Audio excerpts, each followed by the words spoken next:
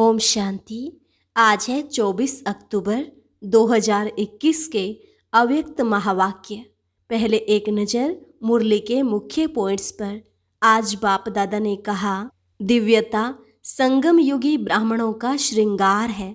दिव्य जन्मधारी ब्राह्मण अपने तन से कभी साधारण कर्म नहीं कर सकते, मन से साधारण संकल्प नहीं कर सकते और धन को भी साधारण रीति से कार्य में नहीं लगा सकते। तन, मन और धन तीनों के आप ट्रस्टी हो और मालिक है बाप, तो उनकी श्रीमत के बिना कार्य में नहीं लगा सकते। चेक करो, सारे दिन में साधारण बोल और कर्म कितना समय रहे और दिव्य अलौकिक कितना समय रहे। केवल इसमें खुश नहीं हो जाना कि हमने वेस्ट नहीं किया, लेकिन यह चेक करना कि बेस्ट कितना किया। आगे कहा, कोई को दुख नहीं दिया अच्छी बात है, लेकिन सुख कितनों को दिया। सुख का खाता कितना जमा किया, अब इस जमा के खाते पर विशेष अटेंशन दो। आप श्रेष्ठ आत्माओं के लिए जमा करने का समय सिर्फ यह छोटा सा जन्म है, फिर सारे कल्प में ऐसा समय नहीं मिलेगा। संसार की अन्य आत्माओं का हिसाब अलग है। यह गायन आप आत्माओं के लिए ही है कि अब नहीं तो कब नहीं, इसमें भोले नहीं बनो। और लास्ट में बाबा ने कहा, ड्रामा के हर दृश्य को देख हर्षित रहना है। अगर संस्कार टाइट होंगे तो सरकमस्टांस भी टाइट हो जाते हैं। फिर संबंध संपर्क वाले भी ऐसा टाइट व्यवहार करते हैं। कभी अच्छे व बुरे के आकर्षण में नहीं आना, फिर तो सदैव हर्षित रहेंगे। और अब सुनते हैं महावाक्यों को विस्तार से। मुरली का सार, दिव्यता संगम युगी ब्राह्मणों का श्रृंगार है। आज दिव्य बुद्धि विधाता, दिव्य दृष्टिदाता अपने दिव्य जन्मधारी दिव्य आत्माओं को देख रहे हैं। बाप दादा ने हर एक बच्चे को दिव्य जीवन अर्थात दिव्य संकल्प, दिव्य बोल, दिव्य कर्म करने वाली दिव्य मूर्तियां बनाया है। दिव्यता आप संगम युगी बच्चों का श्रेष्ठ श्रृंगार है। एक है साधारणता, दूसरा है दिव्यता। दिव्यता की निशानी आप सभी जानते हो। दिव्य जीवनधारी आत्मा किसी भी आत्मा को अपने दिव्य नैनों द्वारा अर्थात दृष्टि द्वारा साधारणता से परे दिव्य अनुभूतियां कराएगी। सामने आने से ही साधारण आत्मा अपनी साधारणता को भूल जाएगी, क्योंकि आजकल के समय अनुसार वर्तमान के साधारण जीवन से मेजॉरिटी आत्माएं संतुष्ट नहीं हैं। आगे चलकर यह आवाज़ सुनेंगे कि यह जीवन कोई जीवन नहीं है, जीवन में कुछ नवीनता चाहिए। अलौकिकता, दिव्यता जीवन का विशेष आधार है। यह अनुभव करेंगे। कुछ चाहिए, कुछ चाहिए, इस चाहिए की प्यास से चारों ओर ढूंढेंगे।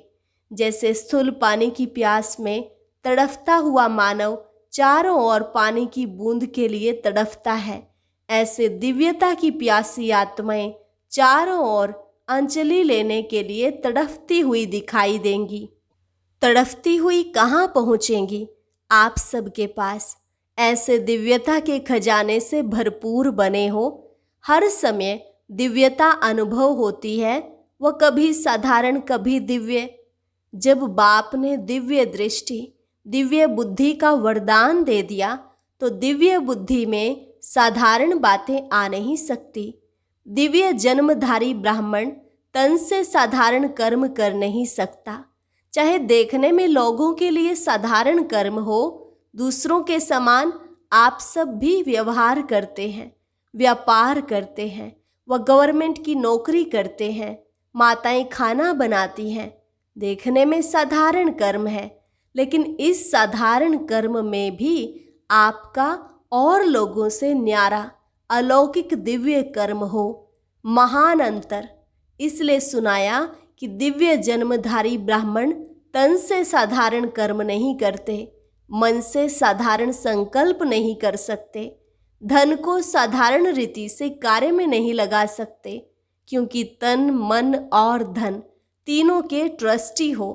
इसलिए मालिक बाप की श्रीमत के बिना कार्य में नहीं लगा सकते। हर समय बाप की श्रीमत दिव्य कर्म करने की मिलती है। इसलिए चेक करो कि सारे दिन में साधारण बोल और कर्म कितना समय रहा और दिव्य अलौकिक कितना समय रहा। कई बच्चे कहाँ कहाँ बहुत भोले बन जाते हैं। चेक करते हैं लेकिन भोलेपन में समझते हैं सारे दिन में कोई विशेष गलती तो नहीं की, बुरा सोचा नहीं, बुरा बोला नहीं, लेकिन यह चेक किया कि दिव्य व अलौकिक कर्म किया। क्योंकि साधारण बोल व कर्म जमा नहीं होता, ना मिटता है ना बनता है।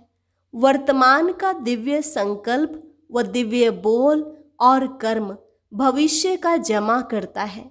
जमा का खाता बढ़ता नहीं है तो जमा करने के हिसाब में भोले बन जाते हैं।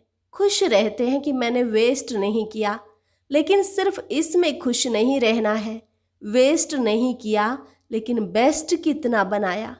कई बार बच्चे कहते हैं मैंने आज किसको दुख नहीं दिया, लेकिन सुख भी दिया। दुख नहीं दिया, इससे वर्तमान अच्छा बनाया, लेकिन सुख देने से जमा होता है। वह किया, वह सिर्फ वर्तमान में ही खुश हो गए।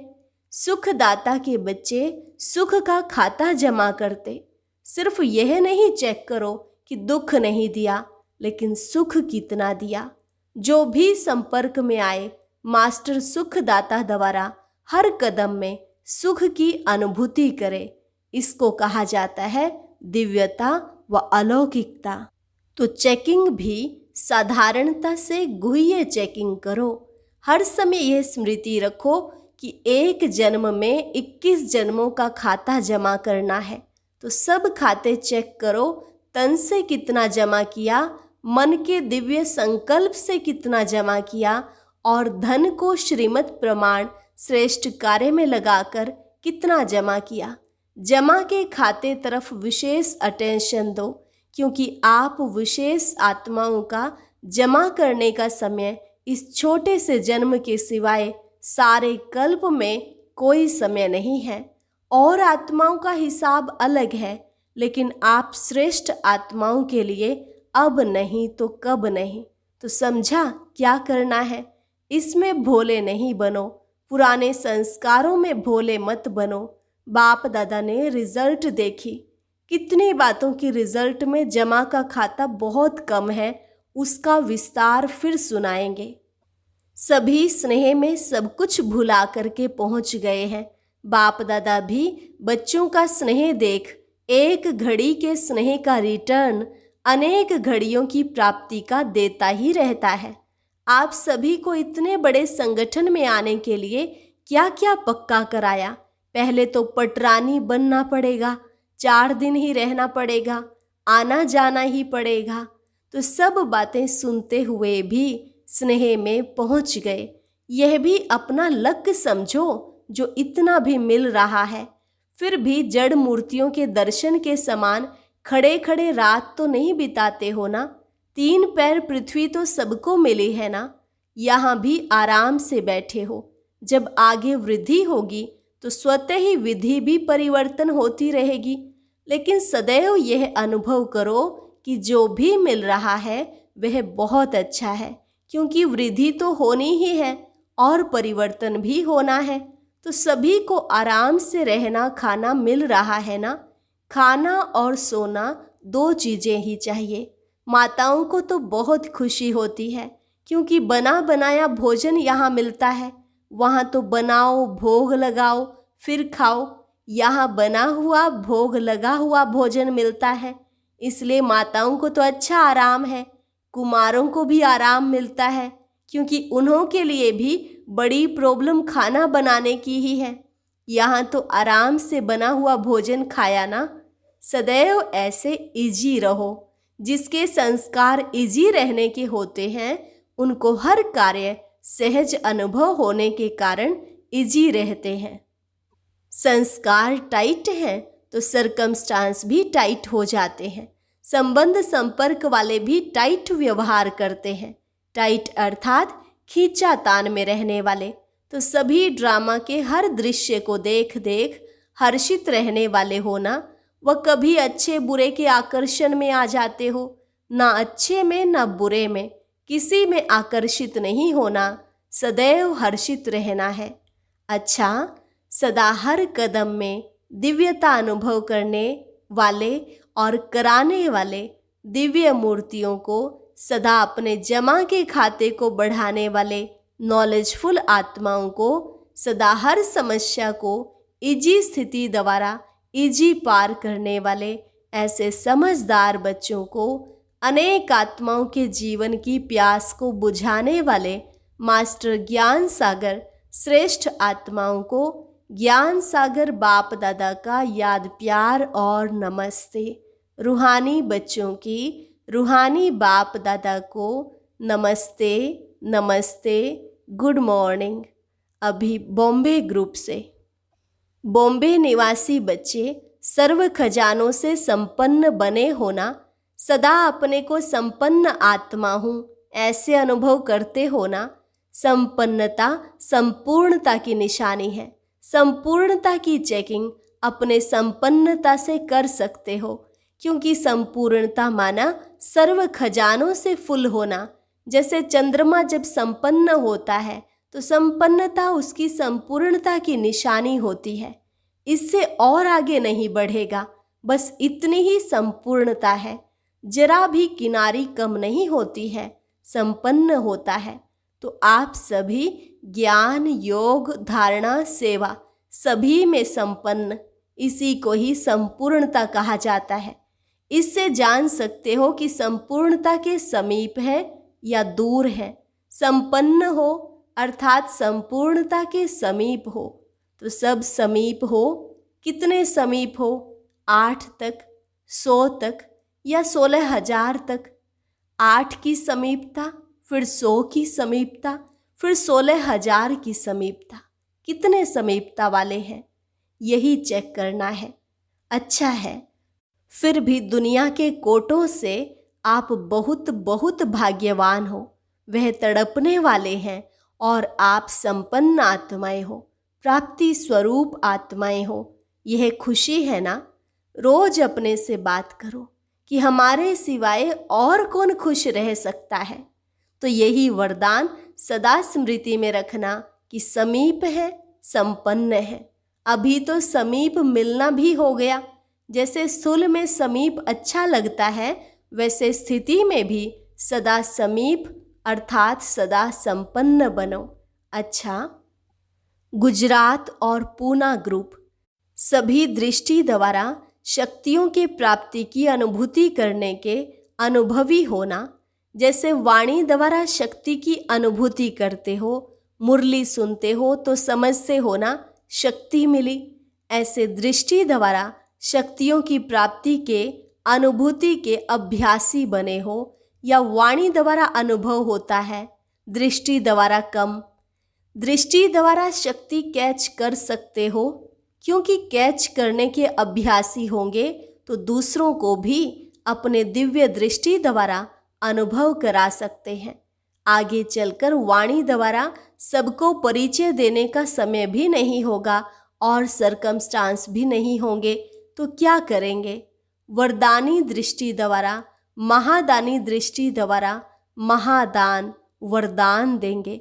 दृष्टि द्वारा शांति की शक्ति, प्रेम की शक्ति, सुख व आनंद की शक्ति सब प्राप्त होती है।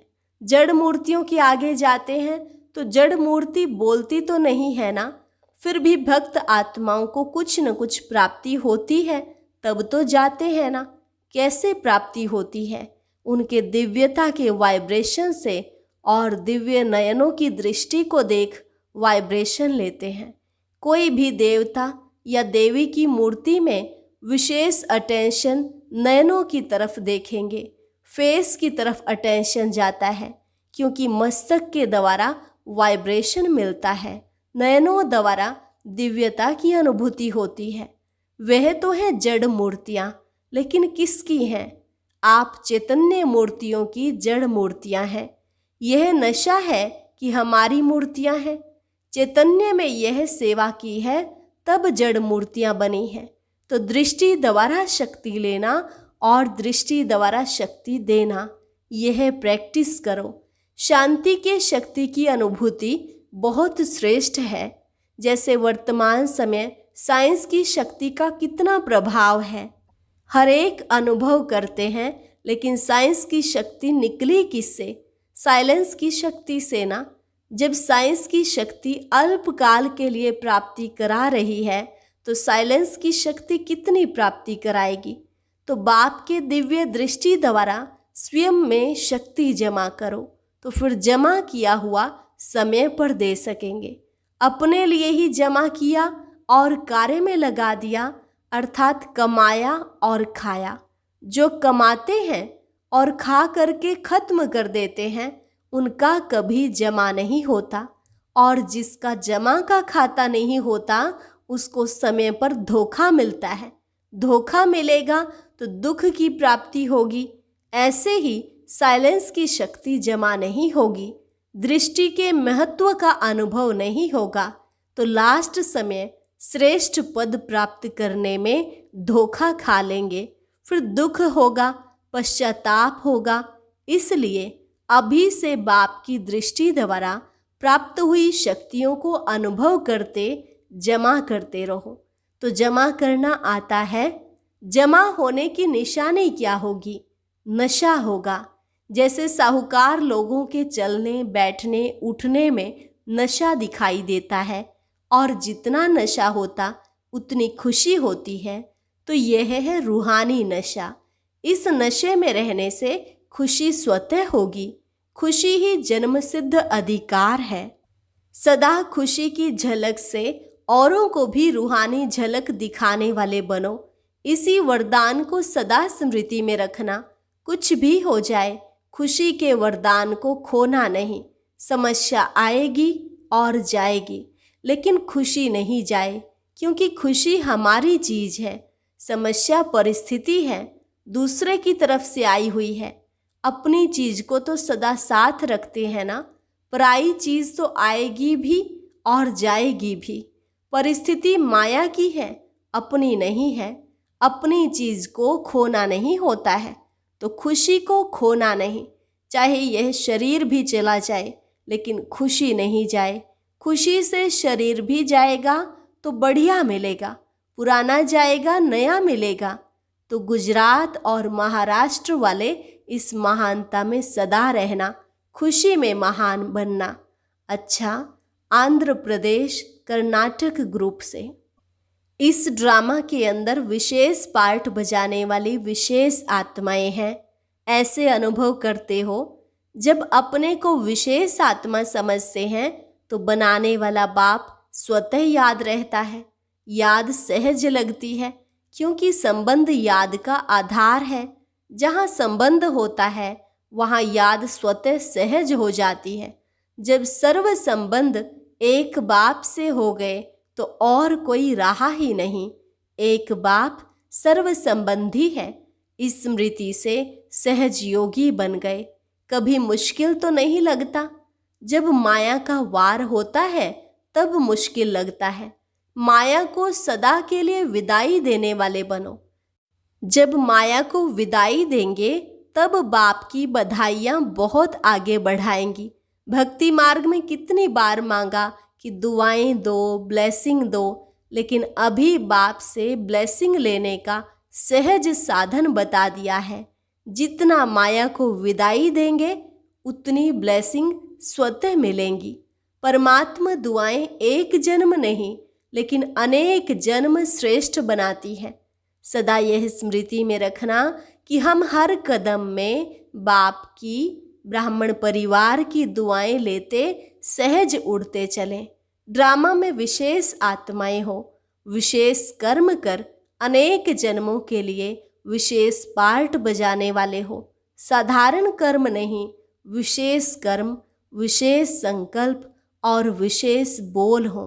तो आंध्र वाले विशेष सेवा यही करो कि अपने श्रेष्ठ कर्म द्वारा, अपने श्रेष्ठ परिवर्तन द्वारा अनेक आत्माओं को परिवर्तन करो। अपने को आईना बनाओ और आपके आईने में बाप दिखाई दे, ऐसी विशेष सेवा करो। तो यही याद रखना कि मैं दिव्य आईना हूँ, मुझ आईने द्वारा बाप ही दिखाई दे। समझा? अच्छा, वरदान। सदा एक रस स्थिति के तख्त पर विराजमान रहने वाले बाप दादा के दिल तख्त नशीन भव।